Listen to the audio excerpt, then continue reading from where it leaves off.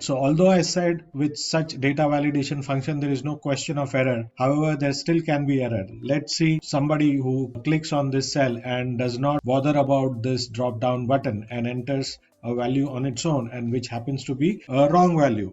So let's see what happens. Let's say he's going to get this error message. It says this value doesn't match the data validation restrictions defined for this cell. For a common user, this could be Greek or Latin. He would not understand this and probably come running to you saying your sheet doesn't work.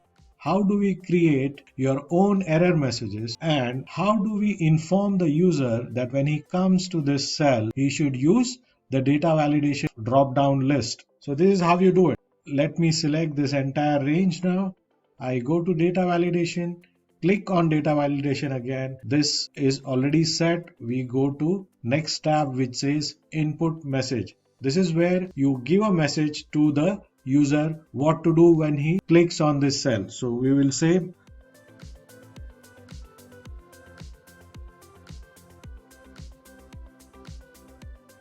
so let's click OK. Now anybody goes to this cell, they will get this.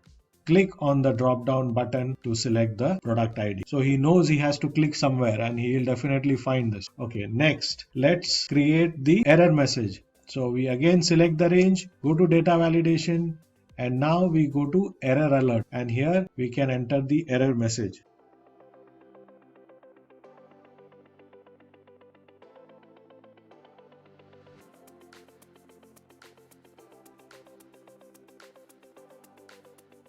So now click on the drop down button to select the product ID. He probably didn't bother to do that and he entered something. And boom, he's going to get error message. So in order to correct this, he can either click retry or cancel. If he clicks retry, he will go back to the cell. He has to press backspace and delete this information and select any ID that is available in the drop down list. So this is how you create drop down list for user to select something which you want them to select.